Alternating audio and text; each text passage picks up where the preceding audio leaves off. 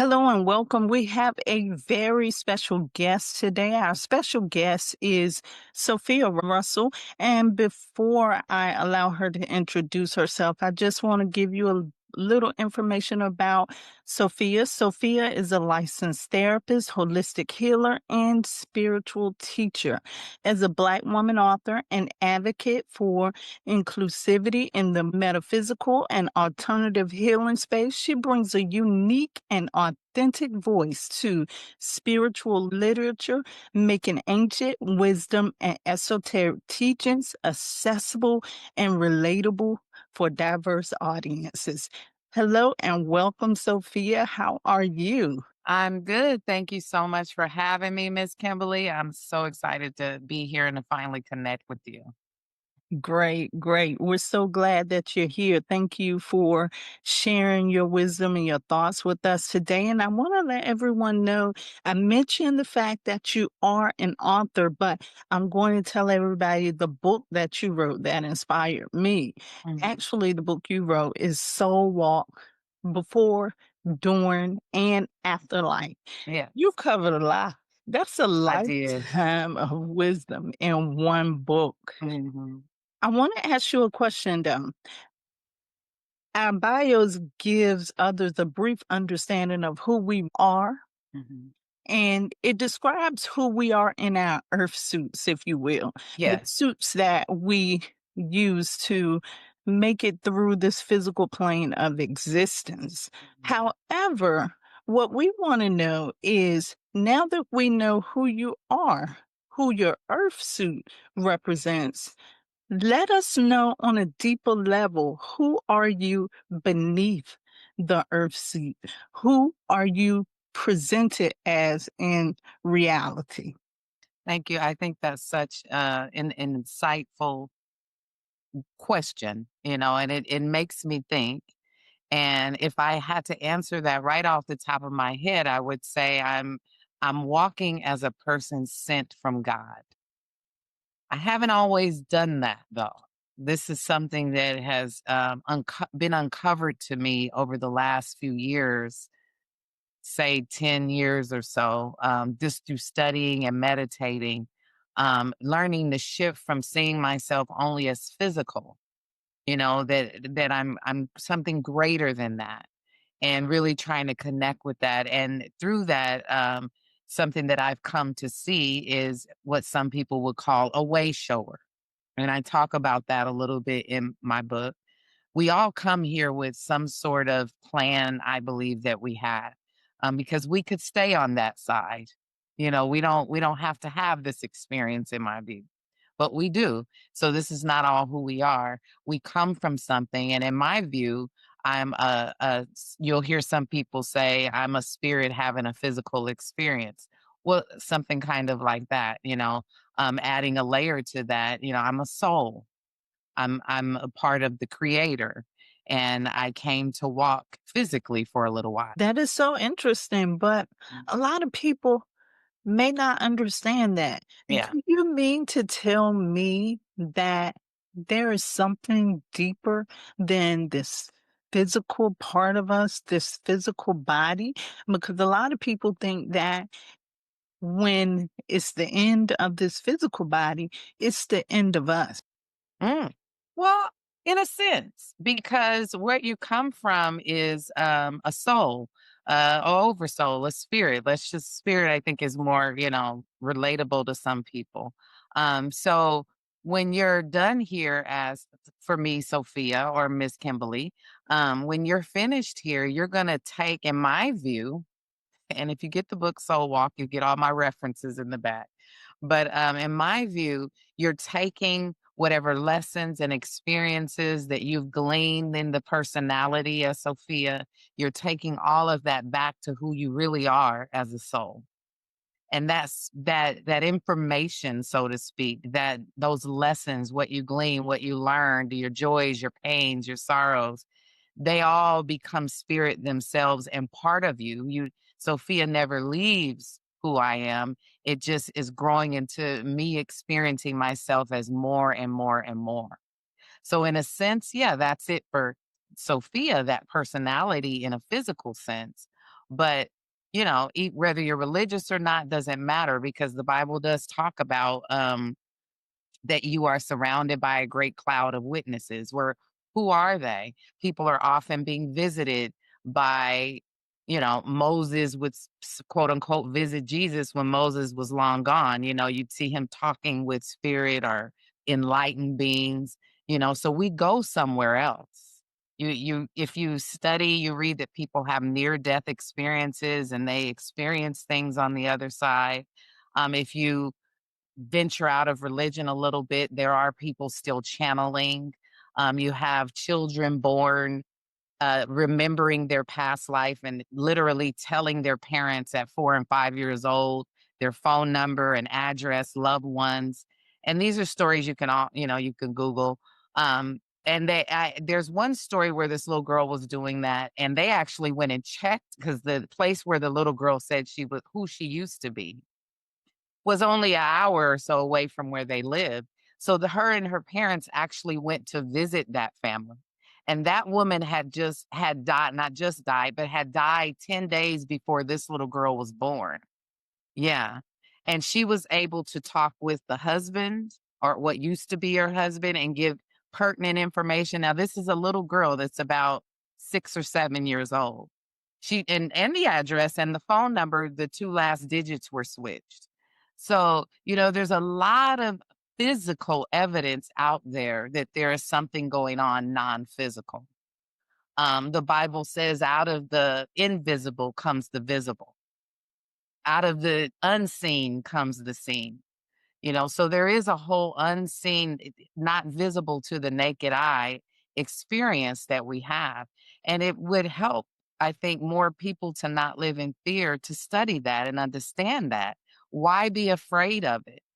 Learn about it. It is real. It is there. And everything that comes out of it is not evil. It's not of the devil. And, all of these things that we get told. We only feel afraid because we don't know about.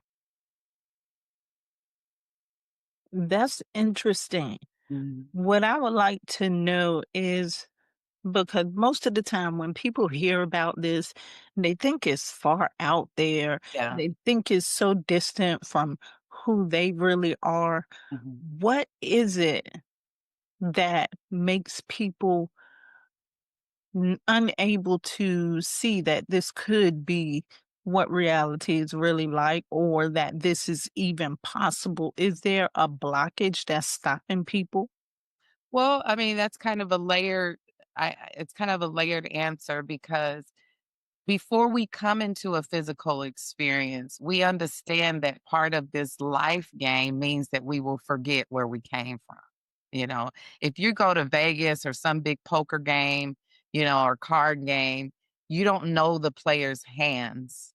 If you did know their hands, it wouldn't be much of a game, So, the fact that we agree to come in and have this spiritual amnesia, as I call it, is part of what we knew we were going to be doing, So that's one layer of it.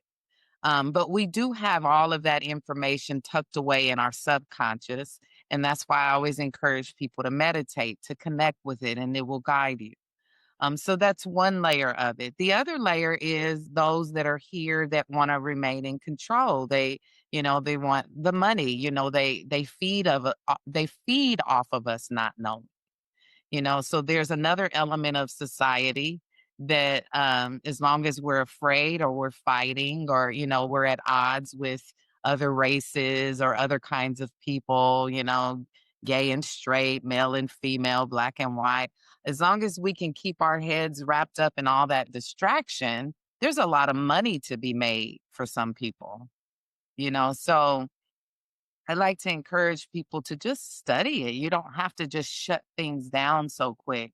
And I know for me, I walked as a Christian for 20 plus years. Why wouldn't I? I'm in America. That's, that's the main religion here. You learn that from a little kid. Now, my family, my parents didn't gear us that way.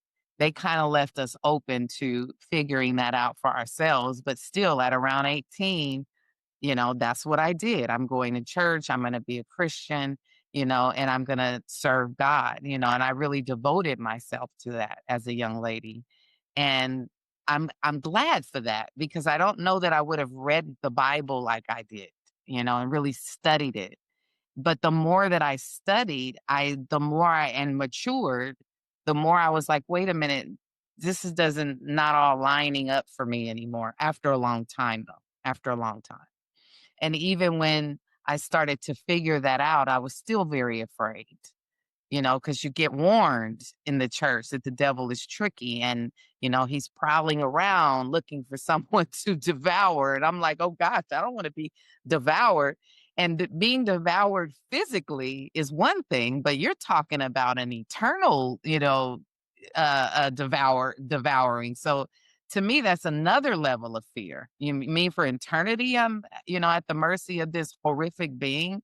So that started to not make sense to me, and I really wanted to figure out what was really going on. And I was led, I was guided to different books and people and teachers.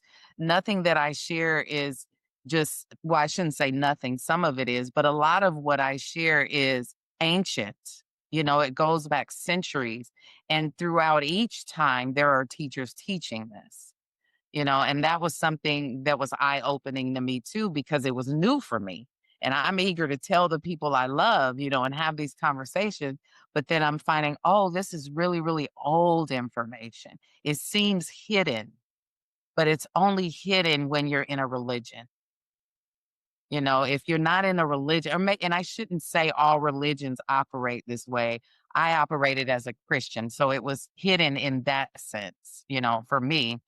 Um, but there are religions that understand it. Hinduism is one of them. Taoism, So there's different ways that we can understand God. I thought Christianity was the one way that you serve God. And as I matured and studied and ventured and looked through different ancient texts, I said, oh, okay, that's not really accurate. It's so interesting that you talked about these ancient texts and the ancient teachers getting wisdom from those who taught it before, way before Yeah. we did. Yeah. And what it makes me think about is divine connection. Hmm. And everything that you said, these layers, it was so interesting because these are things that I just thought about not too long ago. For instance, when you talked about the card game, Yeah. and I thought to myself, I was standing in my kitchen and I was thinking about somebody playing poker.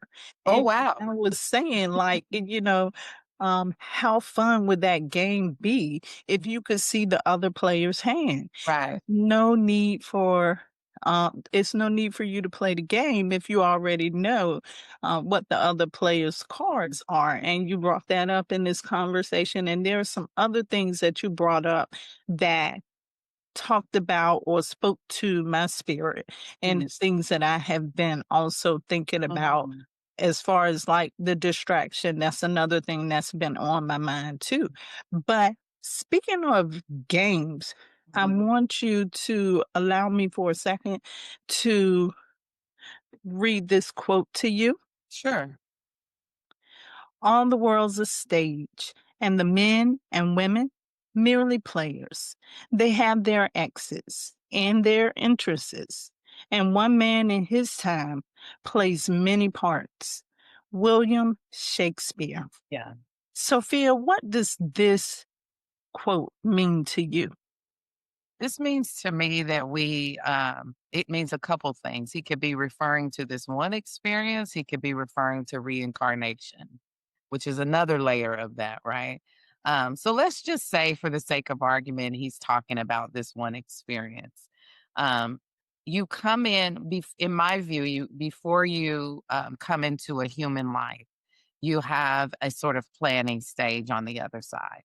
And that's why I added the subtitle to my book, Before, During, and Afterlife, because you do contribute to what you're doing here. You do have control. You are God in this. You came out of the source's consciousness, non physical, a thinking, intelligent, divine intelligent source yourself. When source creates, you become it. It becomes things. So while people are looking for God to land on their doorstep, God is all around you. It is everything that you are utilizing. It is nature. It is any structure that is God's. And you are of it and in it as well. So you have the same divine intelligence and power that the creator does. It made you that way. It is your birthright. Once you came out of that source and came into a soul being, because consciousness, all of these are connected, but they're different parts of the same experience. So that soul being wanted to create itself, and it has the same power, right? So it starts to kind of plan for the life. And it may do that with other souls. Okay. So let's say you and I met on the other side, which we may have a little bit because here we are. So you might make this blueprint with the person you chose for your life partner, say your spouse, maybe a couple of spouses, your children. You may have decided who is going to be parent and who's going to be child. You have discussed what part of the world you might want to live in, what time, and all of this sounds really far fetched when you're coming out of something structured like the Bible and Christianity, because it's very limited in these things, the information that we get about it. And that's by design, I believe, too.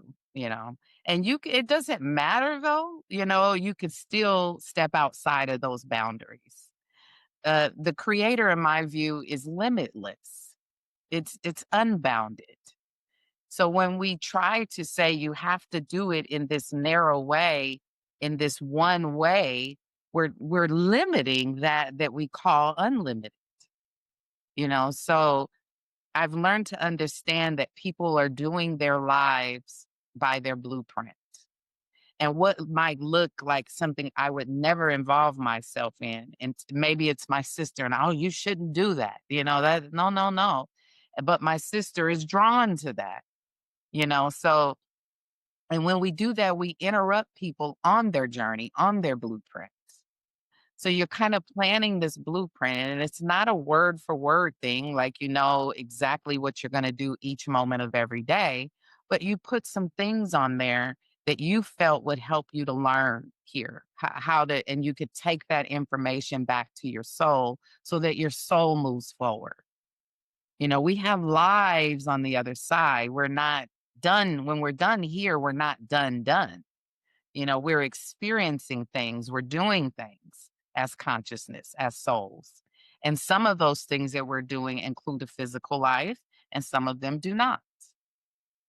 And so when we plan that blueprint and we come here understanding that we're going to forget, we know that, but we've chosen our parents, we've chosen the lifetime, we've probably kind of chosen the way where we're going to live and the people we'll bump up against.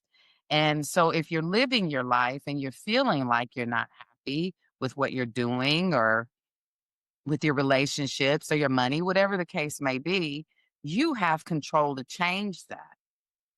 When we're in church, though, we're looking at God out somewhere else.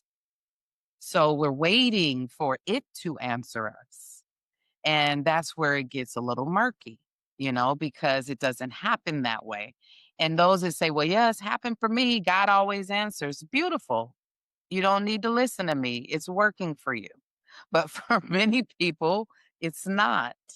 So I don't argue about, this understanding anymore. I used to. Um, but if it's working, it's because not everybody that is happy and cheerful knows the laws of the universe. Some people are just connected and happy. The same things are happening. They know how to communicate with source. They know how to go after their passion. They know how to not be hindered by people that want to cut them off. They know how to get out of bad relationships quickly. There's some people that are very connected that way, whether they know they're following the laws or not. But there is a lot of us that don't know anything about the laws and we're very unhappy. And so I like to help people, especially those that are faith questioning. That I've had a lot of people tell me that they're done with church, but they don't know what else to do, that they're a little bit afraid. They'll go to church anyway because it just feels funny not to go. You know, people will say, yeah, I just go on Sunday because, when I stay home, I feel weird. Well, why? Because we've been so indoctrinated. You can commune with God anywhere. And for some people, they need a community, of believers around them. And I understand that because of energy. That's an energetic connection. We feel good when we're loving in a group together.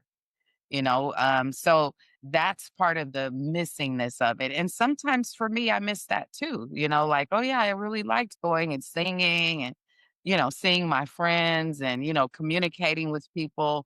But I tried after I started to understand more about the laws of the universe, and it changed for me. It became very stagnant and dull, so I forgot your question, but I hope I answered. That's okay. We just letting it flow till Yeah, yeah, it yeah. flows. Mhm, That's the whole purpose of it. mhm, And there's a lot of interesting things that you touched on. mhm. And one of the things you talked about is limitation. Yeah. Now, today, all over the internet, you hear stuff about manifestation and Mhm. how to get the things that you want. And what I'm seeing is that in reality, a lot of people are saying that they have these limitations. Yeah. They're not living up to their unlimited potential.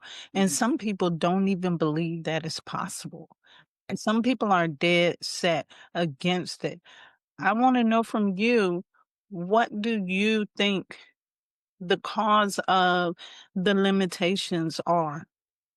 Some of them we put on ourselves. Maybe it's on our blueprint because when we come from the other side, we're totally unlimited. We can have bliss.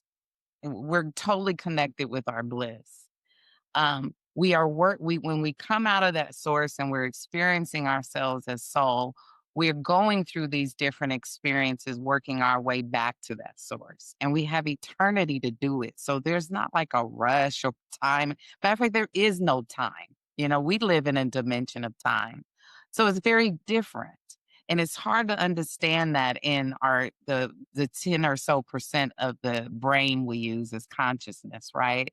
The psychologists will tell us that we're using about 10% of our consciousness capacity, you know? And so when you think about that, wow, that's 90% of what I'm capable of doing with my consciousness that I'm not tapped into. So there's a lot we can't comprehend in that little 10%. Even in what I've come to know, the more that I find out, the more I realize I do not know. And I think that's a quote from somewhere. The more you know, the more you realize you don't know. It just gets bigger and greater and bigger. So, there are some people that's on their blueprint. They want to come and do kind of this simple life. If they wanted to choose a religious one because this is what they wanted to experience in this life. So this is why I've learned not to argue as I come deeper into this understanding that we are all on our own journey and we knew what we put on the blueprint when we came here. So for me to go knock on your door and tell you that I need to baptize you in the name of Jesus for you to get somewhere, and you say no, no, no, and then I say, oh, then you're going to end up in hell. That's kind of, I don't know about that. I can't, I don't feel that way anymore, which I spent many years doing. I used to do door knocking, so, you know, I get it. I get it. And I remember having conversations with people from different, religions and things like that, and being very grounded that Jesus is Lord, So I understand that mindset. And you couldn't have told me when I was a year or two in as a Christian that I wasn't saved and, all these kind of things. So I get it. I get it. And I leave people alone when they feel that way because I totally get it. And the truth is, there's nothing really for me to argue with them about because in my view, there's no hell, there's no devil. They're going to go back and do their life review and figure it out, So there's nothing for me to force people to know, you know? So for those that don't that feel like, I am limited or, I have to do it this way, that's fine. As long as you believe in that, that's what you should do. It doesn't work. You have to know things and believe in things for them to work out for you. So if you shut out that there's reincarnation or that, you can do it all these different ways, that's fine. Then that's your journey, good for you. What I find is outside, and I can only speak through my Christianity lens. I was never Muslim or Hindu or, anything like that. I've read about these other religions to have understanding. So there's the Abrahamic religions that really kind of limit you, in my view, that you have to do it this way. You know, that's my view. But when people are in there and they love it and they're happy, beautiful. There's no reason that, and then in Hinduism will, just like the quote you just read, we're playing the role we came to play. So if you have a Christian meet a Hindu and the Christian tries to convert the Hindu's going to give them a great round of applause. They're going to say they're playing their role really, really well. Good for you, and not feel threatened by that at all. But if the Hindu tries to share with the Christian their view, the Christian's going to be offended. You're going to hell. What are you talking about? 333 gods. So from my view, this is more of an example of the creator that created everything. And now I'm going to come in and say the way that God created you is wrong, that you don't know what you're connected with, and I know better for you what to be connected with. That just doesn't make sense to me. But they're playing their role. They're playing the role that they wanted to come and play. I'm playing the role that I wanted to come and play. You are also doing the same thing. You're not physical.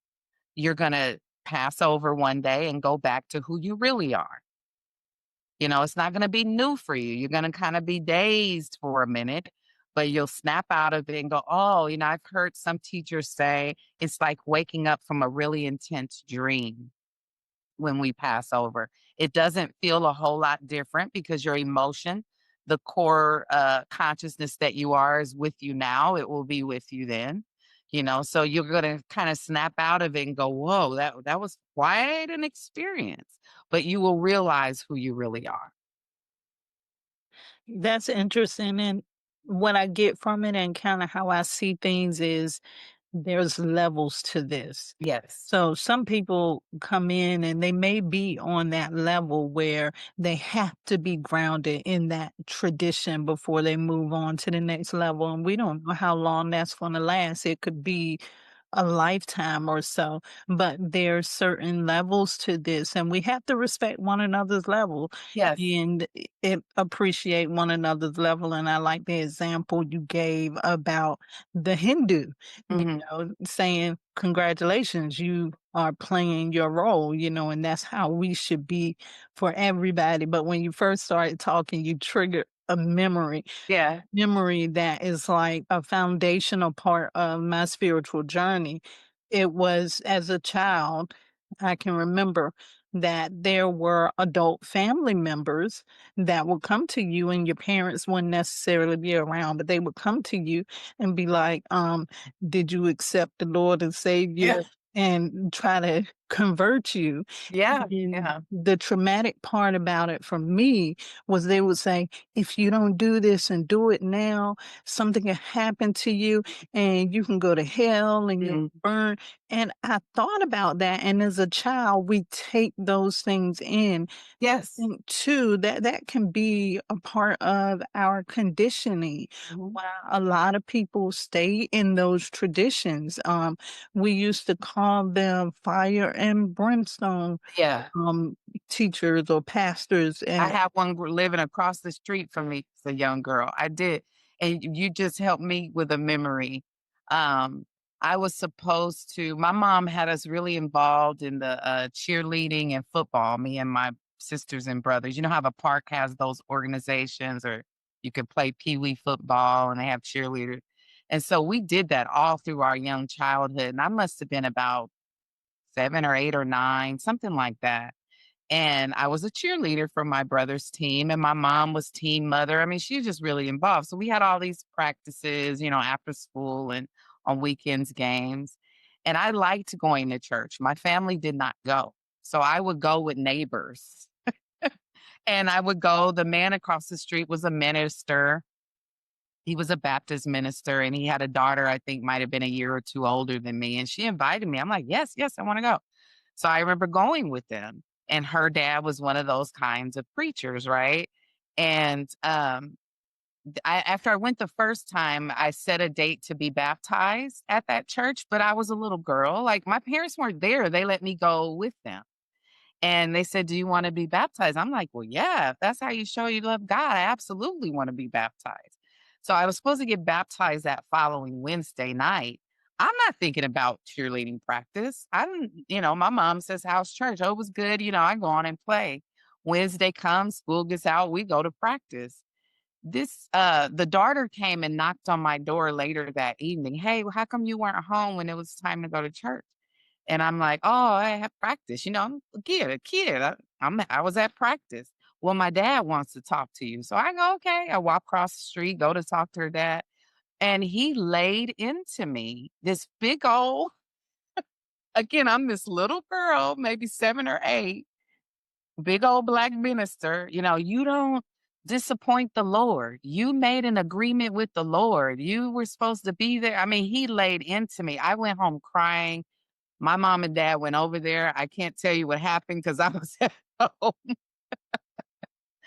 But I think back on that from time to time and I go, What was he thinking?" He was at least, in his 40s. I remember him being an older man, and he's a minister of a congregation. I remember the church being pretty big. It wasn't just one of these little neighborhood churches, but just you think about the level of conditioning. We got this training as little kids, and that's why it sticks. It's a programming and indoctrination. If we were in the Middle East, we would be Muslim that because it's, what they are in that country. Or when you look at something as horrific as terrorism, they train the little boys very, very young that Americans are awful. And you're telling a little kid basically from the time that they're able to comprehend that Americans are awful or that God is this and that you are that. And children, this is a little bit of my mental health training. Children are in hypnosis from birth to about 7 or 8 years old. You're not thinking about right and wrong. You're not trying to, understand things on that level. You're just right there and you're taking in whatever the adults around you are giving and so you're in this hypnosis state that little. And now it's time to kind of wake up out of that hypnosis. And I see more and more people doing it. And it was more and more difficult for me to stay quiet about it. Like, oh, if I tell people they're going to get angry or talk about me. So, you learn to let all of that go.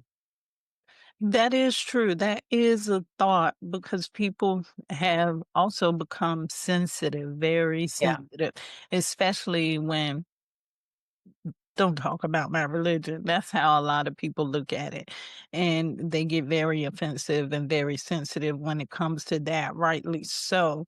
Mhm. But at the same time, it's not about trying to tear you down. It's just trying to see past our conditioning to Yes. see if this is really for me or if it's not for me. But these are conversations that we definitely need to bring to the forefront. And I'm glad I was rooting for your parents when you said they went across the street. I don't know what happened, but The I jury's remember out I on still have the that one. picture of them walking over there. The jury's still out on that one because, Yeah, yeah. I can imagine they were thinking we are raising our children to be able to decide on their own. And there's no way if we're not forcing this on our children, then nobody else is. Because Yeah, yeah. while it was, church, it could have very well been something else Mhm, as well. mhm. Yeah, So yeah, you got to look absolutely. at it. And that way. Um, Another thing that I find interesting is that people find it hard sometimes to come out of that hypnosis, especially when it's a continuous pattern. I think I heard you say that you were religious for 20 years or so. Yeah. How hard was it for you to break up out of that pattern? And what advice would you give someone that is at that point where they would like to break out of their conditioning to really see who they are? Well, for me, and then I'll share whatever, suggestions I can make. For me, I say it was hard when I started to realize it, but now looking back, because this was about 12 years ago or more. Um, Now look, no, more than that. Gosh, maybe 15. Um, I was guided. I can say I was guided because I was in a pretty big congregation, not just big in Los Angeles where I lived at the time, but all over the world. So they had sister churches and the same leadership. I was part of that for that long period, and I loved it. I absolutely loved it. I got in there at around 18. I was in college, and someone invited me to something, and I was wide open. And I started going and studying. And this was a congregation that didn't just baptize people, they studied the Bible with you first. So you didn't just come and visit and say, "Do you want to be baptized?" They would ask you that, but then they would say, "Okay, before you baptize, it's important to understand what you're doing." And I say, "Yeah, I was so happy about that." Plus, the church was very diverse, and I had grown up going to mostly Black churches, which is fine, but I found when I was going to churches that had a mix of people, again, I was in Los Angeles. I'm in a community where there's Asians and, Indians and blacks and whites and Hispanic, so it didn't make sense to me that if I love God, that I'm in a church where none is just my kind. That was just something that didn't resonate with me anymore. So there was that also. It is very mixed, a diverse congregation. So while I'm studying, we go through this series of studies to learn about the cross and discipleship and just studying the Bible. It took me 10 days or so, and they did it in your own time. No one rushed you. I wanted to study every other day. Some people might take a few months, so it was no pressure and wasn't cultish in that sense. But the people were very devoted to Christianity and what they believed and called you to come to every meeting. And it was your choice that if you were going to be part of this, that you should come to every Wednesday, Sunday, every Bible talk. You were encouraged to seek and save the lost and share your faith while you're out in the store and study the Bible with other people. So I was doing all of that, being part of women's days, and I worked in the teen ministry for a while, just all kinds of things. Absolutely loved it. Absolutely loved it. Um, so what ended up happening is when I met my first husband there, we were encouraged to only date within the church. And that was something we all typically did. Um, so I met my first husband there. That lasted about a little over 10 years before we were divorced. And it was a very abusive relationship. It wasn't at all what I had thought that it would be. And, we've since been divorced since, I don't know, 2004 or something. So this is old news now. But when that happened, there was a shift in me, because I'm going through this relationship going, I could have just met someone on the street. To be going through all of this. I thought I was being protected from something by marrying a brother in the church. And not only me, but as I'm talking to other sisters and things like that, this wasn't just me. So, and the church that I was in had been bragging for years that they didn't have any divorce, that everyone who got married in there remained married. Well, that's beautiful. But now that I'm married, I'm seeing they're just remaining married. People are messed up. So the church, though, was very supportive of me. No one was saying you need to stay. People were very helpful. It's a very loving congregation. Um, But then I kind of, when I attempted to divorce him, I'm going to change, of course.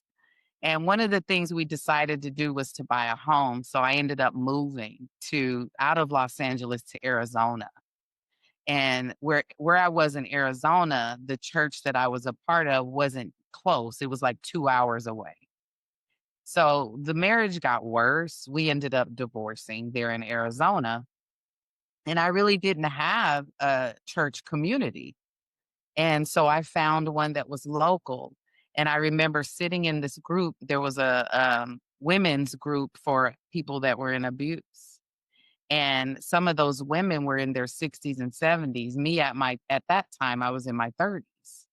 And just clicked. I said, I am not going to be 70 years old sitting in a group talking about this man.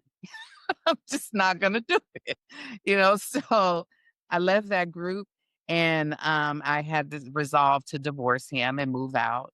And during that transition, I moved back to couple of years after that. I met my current husband and I moved back to Los Angeles. And he had some books when we moved in together. He had all these books, and I share about that in my book. I ended up picking a book off of his bookshelf called the Encyclopedia of Esoteric Knowledge. And I will honestly say that was the book that kind of awakened the Pandora's box, so to speak. Well, what is esoteric? I've never even heard that word. So I dig into this books by Vernon Howard, by the way. Awesome. He's got he's passed away now, but he's a bunch of videos and books and everything on YouTube. But awesome book. And that led me to diving into the laws of attraction and all of vibration and, more and more and more. And I felt the fear then, like, uh-oh, okay, whoa, this is some information. Because up until that point, I still considered myself a Christian, just looking for a church community that I felt comfortable in. But once I kept studying and reading and finding different teachers, Esther Hicks, Jane Roberts, all of these that go back, 60s and the raw material. I don't know if you've ever heard of that. And I started diving into these different people that were channeling information. And again, it was like, oh, should I be listening to someone channeling? Because in the church, that's the devil, So, but what they were saying was true. No one was condemning you. No, it wasn't anything demonic going on. And it started to be more and more comfortable. Oh, this is a loving message from the other side, and that's when I really started to say, okay, I got to stop saying I'm a Christian now. And I started to study where the Bible came from, the man we call Jesus, a lot about his history, the ancient Sumerian tablets. These are texts that go back thousand or more years before biblical scripture. The Numerology Enoch has a book. There's all kinds of prophets in the Bible that have books that aren't in there, and so then it would point out things in the Bible like Ezekiel seeing a ship coming out of the sky. I'd read it for myself. And yeah, he's describing a spacecraft right there in the Bible. So it just became too much to keep saying this is not true, you know, and then it just went from there. That is interesting. And one thing that you touched on, you definitely got to come back because there's so many bite-sized Yeah. pieces that we can, but what you Um, talked about, the abuse mhm. between the relationships in the church, Yeah. that is, to me, if a lot more people knew it, it would be very alarming Mhm. amount of abusive relationships that are in the church. Yeah. And I'm not just talking about the Christian church, I'm talking about Right. religion in general. Mhm. And I think the way it comes out or plays out today is the divine masculine and the divine feminine. When people don't quite understand those two Yes. aspects, they kind of feel like, well, the man is supposed to do this and the wife is supposed to submit. And it goes back to in your book how you talked about how our words that we say really we don't know what we're saying No. because we don't look at the complete definition of it or the ancient definition of it. And so I think that a lot of these things that they find in these religious or sacred texts, they use them Yeah. to get things the way that they want them to be.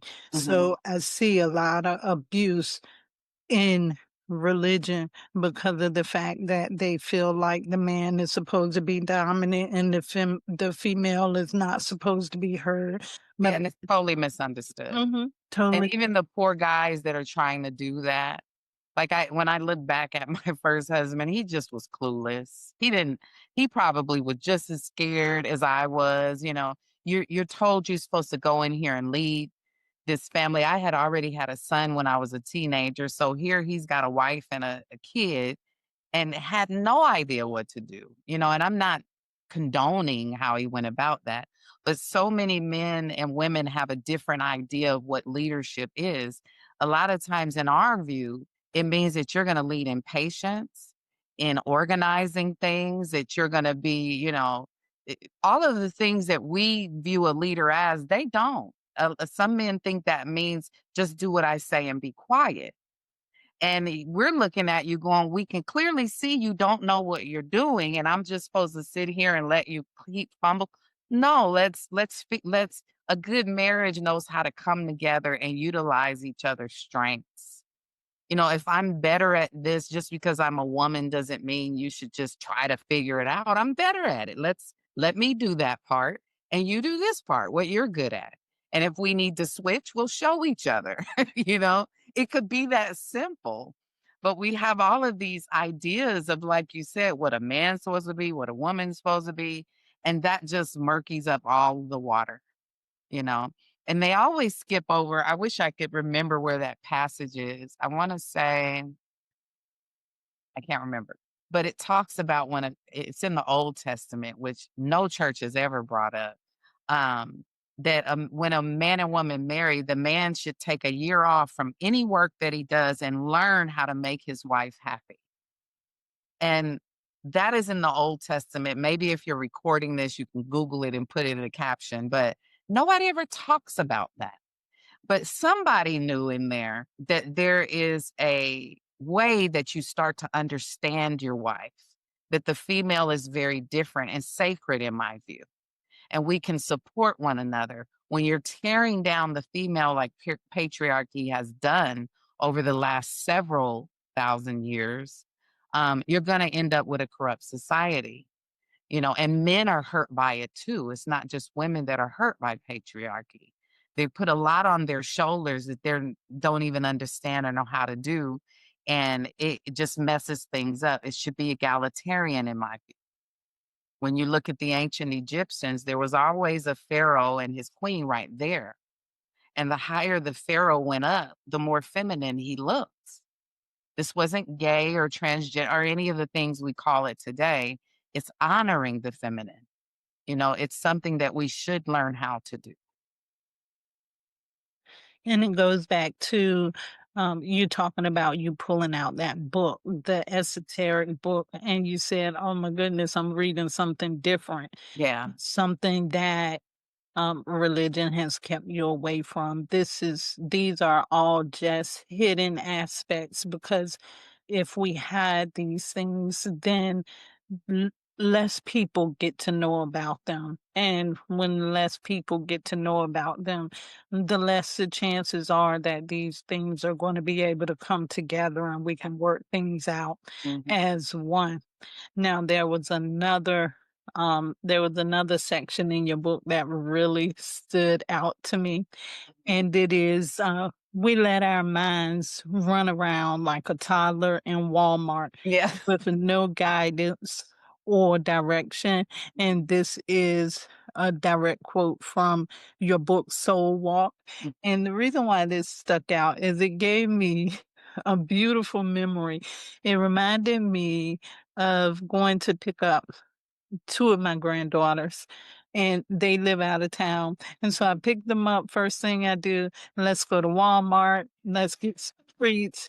And so, of course, they're toddlers. Mhm. Everybody's in Walmart. I left one bottle in the car, so we got one crying, and then we got the other one sitting in the car, and she's so excited to try to get out, but I'm like, "No, you can't get out." I get to the counter. My mind was distracted because I got this one sitting there crying, and I'm trying to keep her quiet, and one trying to get out of the cart. And the food on the belt or the grocery on the belt, they're ringing that up, and I'm trying to Mhm. pay attention to that. Mhm. Well, the oldest one decides she's just gonna jump out of the cart, and we're in Walmart, and picks up gum, she picks up M&Ms, and she goes for a beeline right to the straight to the back of the store. I gotta Yeah. go get her because I got the one baby here. And it just made me laugh when Uh-huh. I thought about this. The cashier was like, "Oh, I know her. And she named her daughter, I mean, her Mhm. mother's name. Mm. That's her daughter."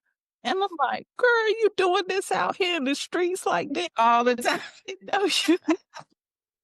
Yeah, so that gave you a good example of how your mind And it made me think about it, Mhm. even though this is it's very real to me, but I know it's real to a lot of other people Yeah. as well. Um, it's like we allow our mind to just run into all different types of lanes, places, things we are worried about that we shouldn't be worried about, things that happened in the past, what's going to happen in the future. And it becomes distraction that really leads up to this. Can you talk to us about the power of the mind and give us some examples of some things that we can do to try to get that mind in control? And I like the way you talked about the ego too, but let you answer this question. Yes, thank you for bringing that up. And I often share that with clients because we do not understand that the mind is a tool. We think that that is us. At least I did. I never knew to separate that there's a conscious me, a guidance that's higher and wiser. And then there's this chattering part over here, you know. So once I learned that, oh, this mind is a tool, just like my hands, if I just started slapping things off the desk, I'm going to be like, oh my goodness, what's wrong with my nerves? I'm going to address it. But we let our minds run around because we don't realize that that's a tool as well. And we attach to everything that is coming through it. And no wonder everybody's more anxious and depressed and dealing with trauma and all this dysfunction. Start to train the mind, meditation is very useful for all of this. Even if we're sitting there saying what she's talking about is BS, that's fine. Go to your creator, be quiet, and ask, because I'm confident enough to know that you will be guided wherever you need to go. And it may not be this way you know. But for the mind chatter, everybody has that. It's chattering from the time we wake up, from the time while we're talking, it's back there chattering, maybe a little bit quieter. Because when you're passionate about something, you can focus. You don't hear it so much. And that's what I encourage people to do is to meditate. And when they're meditating, it's going to get really loud because you never sit quiet. So when you start to sit quiet, it will amp up a bit because it's not used to that. So you have to train it to be quiet. And that's why you might use Zen music or, walk in nature. There's all kinds of ways you can meditate, but you should start doing it. Make it a practice.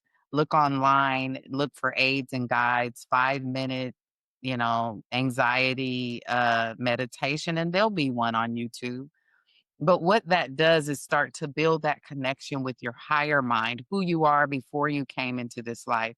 Or you could call it God, you can call it your higher self, your inner guidance. It doesn't matter, it's there.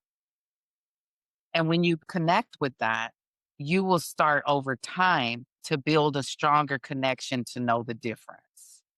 A lot of times the mental chatter is very worrisome. It doesn't know, it's confused, and so you'll feel it when you start paying attention. It's off in the past somewhere or in the future. It's not in the present moment you know? And so you can start noticing that by paying attention, especially when you're driving or doing something routine. Listen to where your mind goes. I found for me that it was worried about a lot of things, sad about a lot of things that happened before. Like I said, I had that marriage that didn't work out. I had kids in that marriage. There's some issues with me and my oldest son, so my mind can go on a lot of worrisome things and make me feel sad. And I don't even realize it. I'm cooking. This is going on in the background. Kids get in, and now I'm short tempered, or, I go to order something at some restaurant and the service is bad. Now I'm short tempered, or I'm ready to lash out at my spouse, So these things happen because we don't know about that. So I like to help people understand that your mind is not who you are. It is a tool just like your hands and feet, and you have to train it. Just like that toddler, was crawling and stumbled quite a bit when it was learning how to walk. You have to train the mind, and meditation helps with that. Also learning that's I mentioned in there, if you feel you need a therapist, good, get a good therapist. One that does cognitive behavior therapy or well, we have different methods, a lot of people on that side, you have different methods of things. And so there's some that really help you to work on that thinking, narrative therapy, solution focused therapy. These help you to tune into your mind and how to switch that. So if you have something coming up like an interview and you really need a job, right? And you're excited about this interview, you're tempted to worry and be anxious. Meditate, connect with source. Whether I get this job or not, I know you're guiding me. And you get yourself into a calmer place. You'll notice your mind still wants to worry and you'll answer it and say, no, I decided not to worry. I could get the job or not, and I know that I'm still taken care of. I hope that I get it. I like it.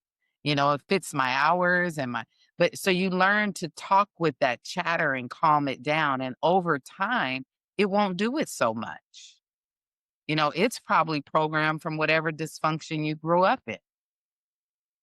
Some people were molested, and so they fear sex. They had that, I deal with couples a lot, and sometimes it be male or female that molested starts to show up in their relationship somehow if they've never dealt with it.